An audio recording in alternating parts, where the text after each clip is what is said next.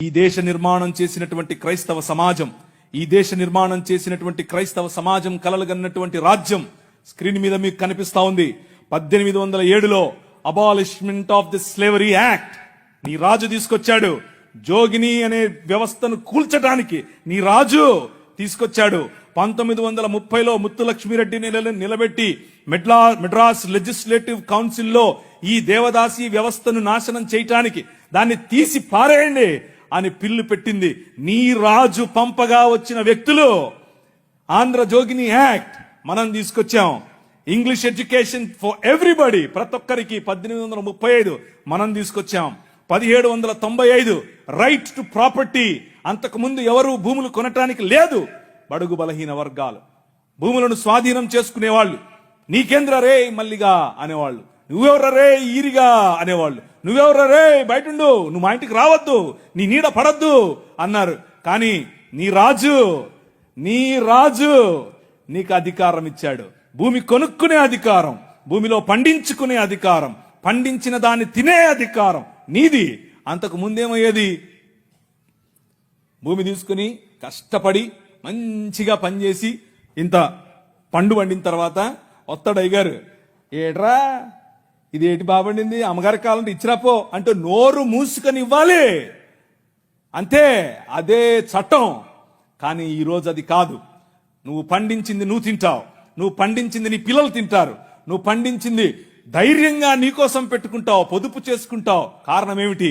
నీ రాజు, రాజులకు రాజు, ప్రభువులకు ప్రభువు, కైసర్ అగస్తస్ మరియు కైసర్ తిబేరియస్ల ప్రతినిధి అయిన పిలాతు ముందు నిలబడుకొని నా రాజ్యము నీ రాజ్యము లాంటిది కాదని చెప్పాడే ఆ రాజు. Right to property, right to education, abolishing killing children, చిన్న పిల్లలను కొనుక్కొని వెళ్లేవాళ్ళు.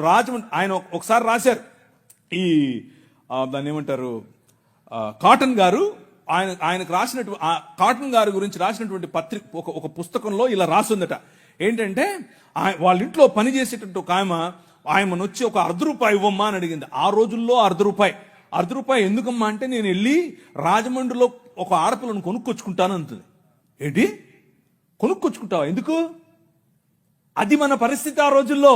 పిల్లలు నమ్ముకునేటటువంటి బతుకులు, తినటానికి లేని బతుకులు, పిల్లలు నమ్ముకునేటటువంటి బతుకుల నుండి నీ రాజు, నువ్వు అమ్మటానికి వీలు లేదు, నువ్వు చంపటానికి వీలు లేదు. నిర్మాణం కట్టాలంటే పిల్లల్ని చంపరారు, ఏదైనా రోడ్డు వేయాలంటే పిల్లల్ని చంపుతారు, రక్తం పడాలంటారు. ఇలా పిల్లలను, మన పిల్లలను చంపుతూ ఉంటే ఆపింది నీ రాజు. Right to education 1913. నువ్వు పెళ్లి చేసుకుంటే నీ భార్య 7 రాత్రులు బ్రాహ్మణుడితో పడుకోవాలి. ఇది ఈ దేశ చట్టం.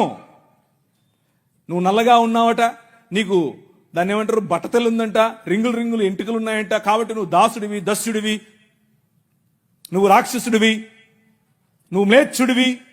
కాబట్టి నీ జీవితాన్ని మార్చాలంటే, కాబట్టి నీ వంశాలు మంచిగా మారాలంటే బ్రాహ్మణుడితో నీ భార్య పడుకోవాలి.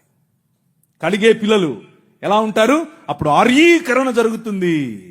కృణ్వంతో విశ్వమార్యం అన్నారు. అంటే అర్థం ఏంటి? ఈ ప్రపంచం మొత్తాన్ని కూడా ఆర్యీకరణ చేయాలి అన్నది వారి రాజ్య కళ.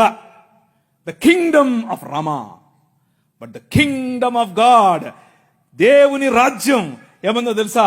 ఎవరితో పడుకోవక్కర్లేదు. My blood is enough, I will cleanse you from all sin.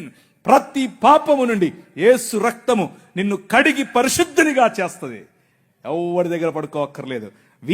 మనం ఈ దేశానికి ఒక చట్టం ఇచ్చాం. ఏం చట్టం ఇచ్చాం? 1819లో. ఇదంతా నేను సుత్తి కొడుతున్నా అనుకున్నారా? చట్టం ఇది. ఒక్కసారి చరిత్ర తిరిగేయండి. ఇదంతా నీ రాజు చేశాడు ఈ దేశానికి. నీ రాజు తీసుకొచ్చాడు. నల్లట్ట పుస్తకం మోసుకొచ్చినోళ్ళు కష్టపడి పిల్లులు వేసి, రిట్ పిటిషన్లు వేసి, నిలబడి కొట్లాడి నీకు ఇచ్చిన హక్కిది. That is the kingdom of God. No discrimination, right to sit, abolishing child marriages. ఇలా చెప్పుకుంటూ పోతే ఎన్ని చట్టాలు చేశాం మనం. రైలు మనది, పోస్ట్ ఆఫీస్ మనది, ఐఏఎస్ తెచ్చింది మనం, ఐపీఎస్ తెచ్చింది మనం. తెలుగు భాషను మ్లేచ్ఛ భాష అన్నారు.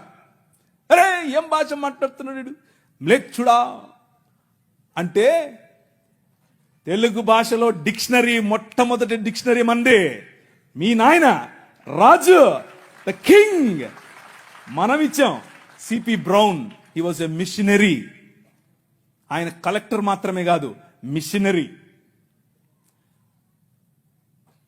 తెలుగు భాష గద్య భాగంలో మొట్టమొదటి పేపర్ మనది. తెలుగు భాష గద్య భాగంలో మొట్టమొదటి పుస్తకం మంది. వీళ్ళకు వాళ్ళ సొంత రామాయణం, మహాభారతాలు కూడా ట్రాన్స్లేట్ చేసుకునే దిక్కు లేదు. అది చేసింది మనమే. నిజం చెప్తున్నాను, నేను అబద్ధం చెప్పట్లేదు. మొట్టమొదటి ట్రాన్స్లేషన్ చేసింది కూడా మనమే. వాళ్ళు అది కూడా చేయరు. ఎందుకంటే విద్య పంచకూడదు. వాళ్ళ రాజ్యంలో విద్య పంచకూడదు. మన రాజ్యం అందరికీ విద్య. ప్రతి ఒక్కరూ చదవాలి. ఎందుకు? ఇదిగో నల్లట్ట పుస్తకం కూడా చదవాలి. అర్థమవుతుందా? నల్లట్ట పుస్తకం చదివితే దిమాగ్ ఖరాబ్ అవుతుంది, దిమాగ్ ఫిరాయిస్తుంది. మనిషి వెంటనే మనిషి అవుతాడు.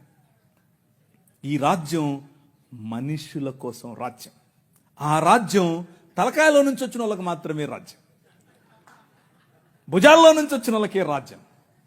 ఈ రాజ్యం అందరి రాజ్యం, అందరికీ సుభిక్షత, అందరికీ పట్టభద్రత్వం. అలెగ్జాండర్ డఫ్ అనే ఒక ఆయన, ఎంతమంది ఉన్నారు ఈ పేరు? ఒకరు, ఇద్దరు, ముగ్గురు, ఒక 10-15 ఉన్నాయి.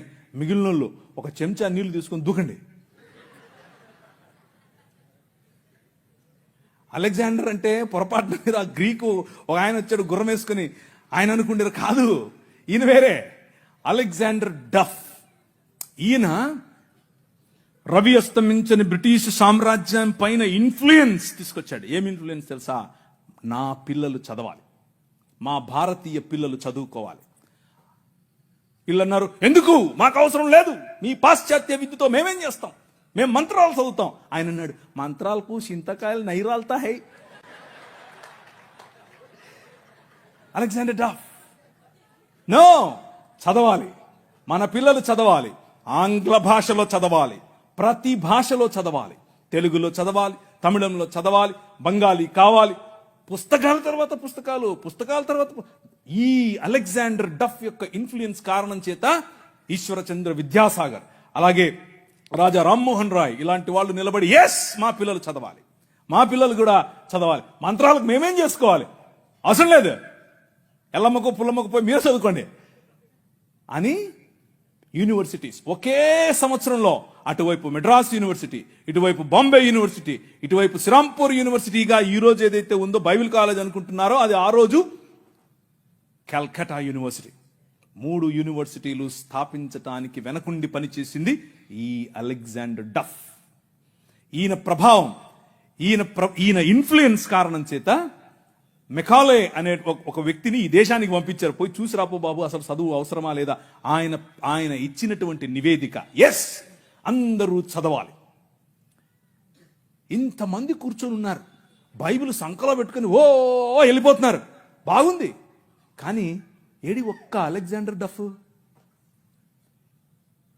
మీ ఊరి ఎమ్మెల్యేని ఇన్ఫ్లుయెన్స్ చేసే దమ్ముందా నీ దగ్గర?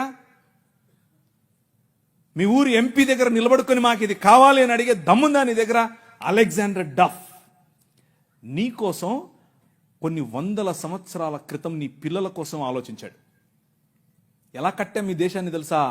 దూరదృష్టి, దూరంచే యుద్ధవాసనను పసిగట్టడం.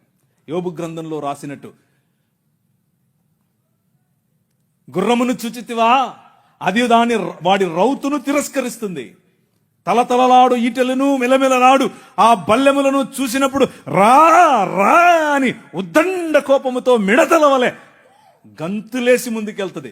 యుద్ధం అంటే దానికి అంత ఇష్టం. ఏది, ఎక్కడున్నారు అలెగ్జాండర్ డఫ్లు? రైజ్ అప్, ఇంతవరకు పాట పాడారు. లే నిలబడు, లే నిలబడు. ఎప్పుడు నిలబడతావు ఇంక నువ్వు? నీ చరిత్ర. డాక్టర్ బాబాసాహెబ్ భీమ్రావ్ అంబేద్కర్ గారి మాట అన్నారు. ఆయన కూడా ఒక చోట నేర్చుకున్నదే, మనమే నేర్పాం. The king of this world నేర్పాడు. ఏమన్నారు తెలుసా? చరిత్ర, నీ చరిత్ర తెలుసుకోకపోతే నువ్వు చరిత్రలో లేకుండా పోతావు. ఇది నీ చరిత్ర. ఇది నువ్వు ఈ దేశానికి, ఈ దేశ నిర్మాణంలో నువ్వు సాధించినటువంటి చరిత్ర. దారా యాక్ట్ 1879. దారా అంటే డెక్కన్ అగ్రికల్చరల్ రిఫార్మ్స్ యాక్ట్, దాని పేరు. ఆ రోజుల్లో స్వరాజ్యం లోకమానుడు ఉన్నాడు కదా ఆయన అన్నాడు, ఏమన్నాడు, ఆయన ఎందుకు అంతటానికి, ఎవరికి? పేదలు, బడుగు, బలహీన వర్గాలు వెళ్ళి దాన్ని ఏమంటారు, దున్నుకుంటామయ్యా అంటే, సరే దా. అదేదో ఆ రోజుల్లో సినిమా వచ్చింది, సబ్బు పౌడరు చూపించి వాళ్ళ దగ్గర భూములు తీసుకునేవాడు. ఆ టైప్ ఇడు. అలా చేస్తూ ఉంటే క్రైస్తవ మిషనరీలు అప్పుడున్నటువంటి డెక్కన్ ప్రాంతానికి రాజు అయినటువంటి హైదరాబాద్ హయాంలో వాళ్ళ దగ్గరికి వెళ్ళి ఇన్ఫ్లుయెన్స్ చేసి, నో అలా కాదు, అలా ఉండడానికి వీల్లేదు, దే ఆర్ పెసెంట్స్, వాళ్ళకి అంతంత వడ్డీకి రుణాలు ఇస్తే వాళ్ళు ఎట్లా కడతారు, వాళ్ళు ఎలాగూ కట్టలేరు. కాబట్టి డబ్బులేమో ఇచ్చేసి వాళ్ళు కట్టలేని పక్షంలో వాళ్ళ భూములు తీసుకోవటం ఏంటిది? This is not righteousness, this is not right. అది న్యాయం కాదు. ఆయన భుజముల మీద రాజ్యభారముండును. ఆయన భుజములు ఎక్కడ? ఫ్రిడ్జ్లో పెట్టొచ్చుంటాడా? నువ్వే. This is his body. ఇది ఆయన శరీరం, ఆయన భుజములు ఇక్కడే ఉన్నాయి. ఆ రోజు వాళ్ళు గుర్తించారు, అది నా బాధ్యత అని గుర్తించి వాళ్ళకి 25 పైసల కంటే ఎక్కువ వడ్డీకి రుణం ఇవ్వటానికి వీల్లేదు అని యాక్ట్ చేశారు. ఈ రోజు కూడా అది అలాగే అమల్లో ఉంది. That is your king. నీ రాజు అది. ఈ దేశాన్ని అలా నిర్మించాడు. శామ్ అగింబాటమ్ అనే ఒక ఆయన గ్రీన్ రెవల్యూషన్ ఈ దేశానికి తీసుకొచ్చాడు. ఓ ఆవులు, మేము దాన్ని నిమురుతాం, మేము దాన్ని పూస్తాం, మేము దాన్ని కడుగుతాం అనేవాళ్ళు. కొంతమంది సిమ్ కార్డు బాబాలు ఉన్నారు, ఈ మాటలే అంటుంటారు. వాళ్ళకి చేతకాలా? ఎట్లా ఆవులు పెంచాలి, ఎట్లా డైరీ ఫామ్ తీసుకురావాలి, ఎట్లా అగ్రికల్చర్ చేయాలి, మేము నిమురుతూ ఉంటాం, మాకు అదే కావాలన్నారు. కానీ ఏం చేయాల, చూస్తూ ఉన్నారు ఊరికే. కానీ శామ్ అగింబాటమ్ చూశాడు, ఊరికి నిమరలా పనిచేశాడు. ఎందుకో తెలుసా? యువర్ కింగ్, నీ రాజు భావజాలం వేరు. ఊరికే ఊరికే దాన్ని పట్టుకోనేది కాదు ఆయన రాజ్యం. దాని ద్వారా అనేకులకు ఉపాధి, దాని ద్వారా అనేక కుటుంబాలు బాగుపడాలి, అనేక కుటుంబాలు నూతనపరచబడాలి. ఆయన 21వ అధ్యాయం ప్రకటన గ్రంథం 3, 4, 5 వచనాల్లో సింహాసనాసీనుడైన వాడు ఈ విధముగా సెలవిచ్చుచున్నాడు, ఇదిగో నేను సమస్తమును నూతనపరచుచున్నాను. క్రొత్త ఆకాశము క్రొత్త భూమిగా తయారు చేసేటటువంటి, అగ్నిలో పుటము వేసి బయటకు తీసినట్లుగా ఈ ప్రపంచాన్ని పునరుత్థానము చెందించే పనిలో నిన్ను నన్ను వాడుకుంటున్నాడు. That is your king. ఆ రాజు వచ్చాడు, ఆ రాజు పని మొదలెట్టాడు. ఎలా మొదలెట్టాడు? ప్రతి సమాజాన్ని పట్టుకోవటం ద్వారా, ప్రతి ప్రభుత్వాన్ని ప్రభావితం చేయటం ద్వారా. ఆనాడు నిమ్రోదు సమయం మొదలుకొని ఈనాడు నరేంద్ర మోదీ గారి ప్రభుత్వం వరకు హీ ఈజ్ ద కింగ్. ఆయనే నడుపుతున్నాడు, ఆయనే చేస్తున్నాడు. మన జీవితాలను మరింత ప్రభావవంతమైనదిగా చేయటానికి ఈరోజు భారతదేశం అన్ని దేశాల కంటే రిలీజియస్ మైనారిటీస్ పైన ఒత్తిడి తీసుకొని రావటంలో, వారిని హింసించడంలో ప్రపంచంలో ర్యాంక్ నంబర్ 1 మనం. నంబర్ 1 ర్యాంక్ మనమే. మొన్నే వచ్చింది. రిలీజియస్ మైనారిటీస్ అంటే మనమే. మనలను హింసించటంలో భారతదేశం నంబర్ 1. పాకిస్తాన్ కాదు, ఆఫ్ఘనిస్తాన్ కాదు, సోమాలియా కాదు, ఎవరు కాదు, భారతదేశమే. చచ్చిపోయిన వాళ్ళను కూడా గుంత తవ్వి బయటకు తీస్తున్నారు ఛత్తీస్గఢ్లో. ఎందుకు చేస్తున్నారో తెలుసా? ఇదంతా భయం. ఏంటా భయం? వీళ్ళందరినీ మనుషులు చేస్తున్నారు, వీళ్ళందరూ సమానం అంటున్నారు. మనుష్యత్వం, మతం మనుష్యత్వం ఎదుట నిలబడలేదు. భయం దానికి. మతానికి నిజమైన మనిషిని చూస్తే భయం. నిజమైన మనుష్యులను తయారు చేసేటటువంటి దేవుని రాజ్యం, నిజమైన మనుష్యత్వాన్ని ఈ ప్రపంచంలో వెలుగుగా ప్రకాశింపచేయటానికి పిలువబడినటువంటి దేవుని రాజ్యం.